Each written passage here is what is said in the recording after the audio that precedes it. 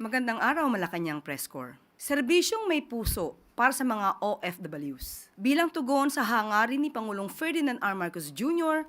na maghatid ng serbisyong may puso, binuksan kahapon ang bagong OFW Lounge sa NAIA Terminal 1. Pinangunahan ni First Lady Liza Marcos ang seremonya ribbon cutting ng bagong OFW Lounge sa NAIA Terminal 1 kasama si DMW Secretary Hans Leo Cacdac. Kasama rin sina OWA Administrator Patricia Yvonne Kaunan, Pasay City Mayor Imelda Gallardo Calixto Rubiano, at NNIC Chairman and CEO Ramon Ang sa nasabing kaganapan. Ang OFW Lounge ay ang unang pamaskong handog ni Pangulong Marcos Jr. para sa mga bagong bayani ng bansa.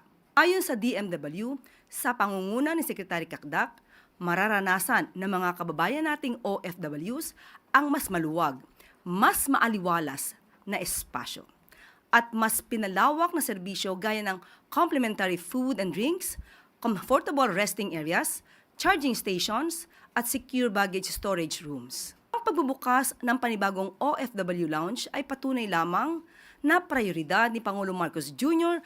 at ni First Lady Marcos ang kapakanan ng ating bagong bayani.